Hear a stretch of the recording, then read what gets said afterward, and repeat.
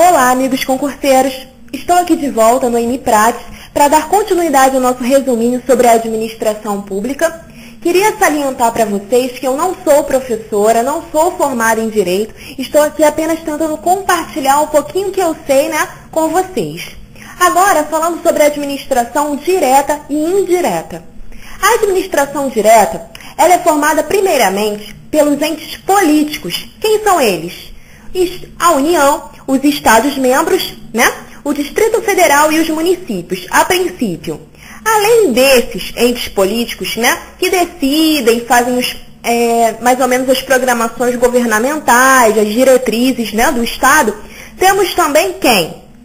Nós temos os órgãos, os órgãos que vão realizar as atividades também desse poder público mediante desconcentração. Eu vou falar um pouquinho daqui a pouco. Por quê? O poder público, geralmente, ele mesmo realiza diretamente o seu serviço, ele presta diretamente. Mas dentro da própria estrutura do ente político, às vezes, para dar mais celeridade, para ficar mais rápida a sua atuação e mais eficiente, desconcentra-se, ou seja, cria-se órgãos, departamentos, repartições para facilitar essa prestação do serviço público dentro da administração direta. Então, a administração direta é basicamente formada por essa estrutura. Entre os órgãos, nós podemos destacar o quê? A Presidência da República, os ministérios, que prestam essa atividade. Agora, chega um ponto em que a administração direta, ela não consegue administrar sozinha. Ela precisa de uma ajudinha para que ela consiga realizar esse serviço público. É aí que entra a chamada descentralização por serviço ou a descentralização por colaboração. O que seriam esses institutos? A descentralização por serviço é o que você já deve ter escutado, que é o que? A descentralização por outorga. Já a descentralização por colaboração seria a descentralização por delegação, Então vamos falar um pouquinho sobre cada uma. Inicialmente vamos falar sobre a descentralização por outorga, por serviços, que é aquela em que o poder público, mediante uma lei ou uma autorização legislativa, uma autorização em lei específica, cria entidades, de direito público ou privado para exercer as suas atividades. Tudo bem? Então, formalmente, integram a administração pública no Brasil, atualmente, 4 entidades públicas, que são autarquias públicas, fundações públicas, empresas públicas e sociedades de economia mista. Tudo bem? Agora, se nós formos na Constituição Federal, lá nos seus artigos 37, se não me engano, nós vamos ver exatamente como se cria essas entidades. Está dizendo que a autarquia ela é criada por lei específica, diretamente por lei específica. Sendo assim, na vigência dessa lei específica, a personalidade jurídica da autarquia já foi criada. Tudo bem? Agora, está dizendo no mesmo artigo que as empresas públicas, sociedades de economia mista e as fundações públicas são criadas mediante uma autorização por lei específica. E olha aqui, o que é interessante, porque a maioria das pessoas associa a fundação pública ao quê? Ao direito privado, por causa desse artigo. Porque nesse sentido, reparem que a fundação pública nesse artigo está dizendo que ela é criada por autorização em lei específica e não como autarquia. Então, nesse artigo, ela é a fundação pública de direito privado. Mas a fundação pública ela pode ser de 2 formas. Fundação pública de direito público e fundação pública de direito privado. Tudo bem? Depois eu vou falar um pouquinho mais sobre isso. Mas em primeiro momento nós vamos ver só a forma como elas são criadas. Então, já disse como elas são criadas, tudo bem, E o que acontece? A forma de criação de uma entidade, pelo princípio da simetria das formas jurídicas, deve ser a mesma forma em que ela será extinta. Então, se a autarquia foi criada por lei específica, logo, ela será extinta também por lei específica. Se as demais entidades foram criadas por autorização em lei específica, logo, serão extintas pela mesma forma. Tudo bem? Então, o que acontece? Essas são as entidades, tranquilo, Agora, nós vamos ver um pouquinho sobre a descentralização por colaboração. ou por delegação, tanto faz. São aquelas em que o poder público ele passa a execução do serviço público a particulares, a pessoas privadas, que vão exercer essa atividade por sua conta e risco, né? Sendo remunerados não pelo poder público, mas sim por tarifas pagas por seus usuários, que vão pagar esse serviço, assim como geralmente acontece com as empresas de ônibus, né? Mais ou menos assim, de telefonia também. Então, essas empresas, né, ou essas empresas, essas pessoas jurídicas ou físicas, não sei, que vão prestar esse serviço, geralmente são as concessionárias, permissionárias e as autorizatárias de serviços públicos. Então, essa parte é bem tranquila. Mas agora, eu vou falar um pouquinho mais a respeito das entidades da administração indireta.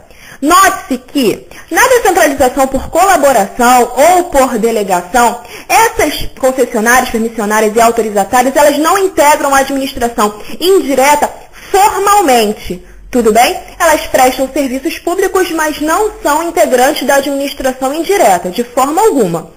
Agora vamos ver um pouquinho dessas entidades.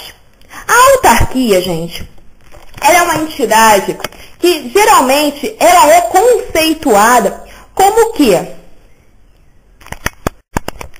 Como um serviço público personificado.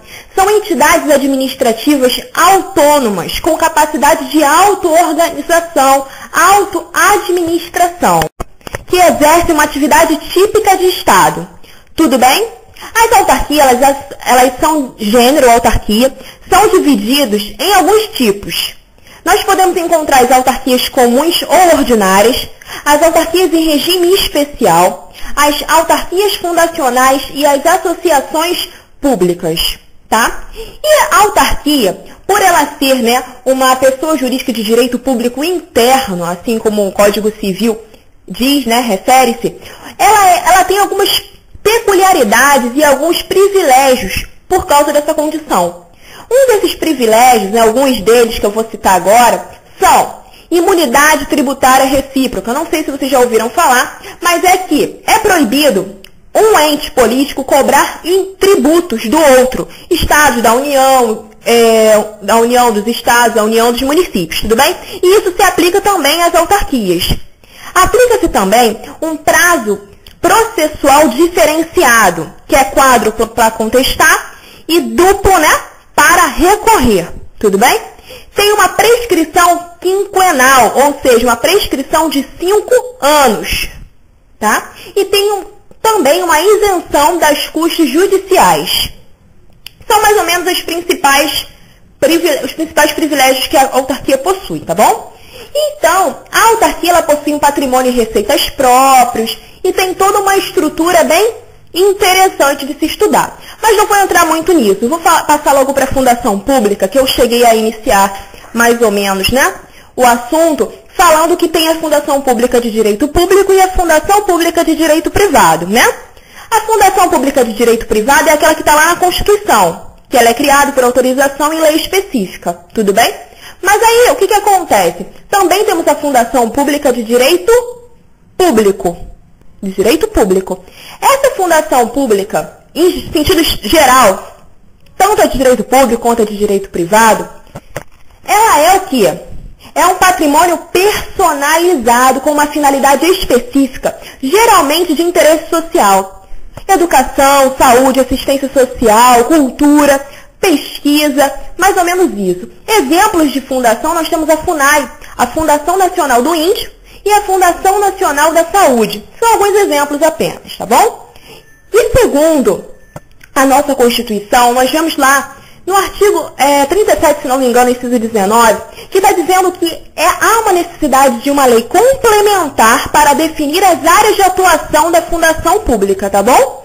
A fundação pública também é uma entidade muito interessante, mas há essa diferença, tá, gente? Então, você pode ser pego em uma prova, talvez, porque tem a fundação pública de direito público e de direito privado e você tem que estar atento.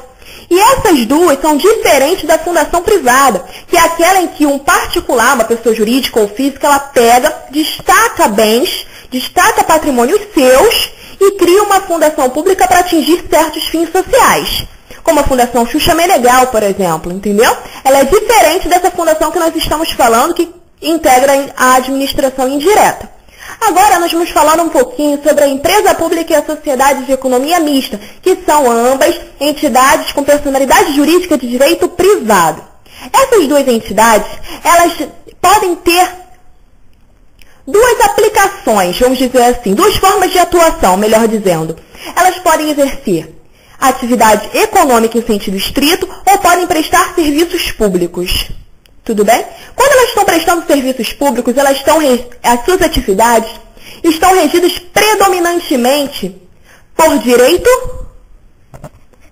público, né? Quando ela presta um serviço público. Mas quando ela realiza uma atividade econômica, as suas atividades estão regidas predominantemente por um regime o quê? De direito privado. Tudo bem? Então, a diferença principal entre a empresa pública e a sociedade de economia mista, digamos assim, é o quê? É o capital, a natureza do capital principalmente. Por quê? A empresa pública, o capital dela é exclusivamente público, todinho público. Pode ser dividido entre a União, os Estados, Distrito Federal, não interessa, mas ele é todo público. Já o capital da sociedade de economia mista, não. Ele é público e ele é privado. Mas repare que a maioria do capital dele tem que ser público, não pode ser privado. 51%, digamos assim, tem que ser pelo menos público, porque a maioria deve estar, o quê? O controle acionário deve estar na mão do poder público.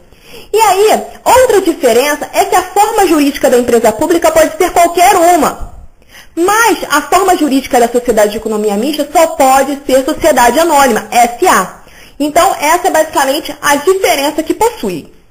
O resto é basicamente a mesma coisa.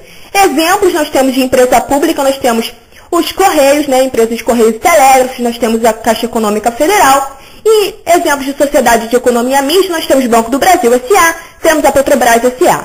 Então, eu quis aqui passar um pouquinho para vocês, um pouquinho da estrutura da administração, apenas para elucidar, para dar um clareamento, para vocês poderem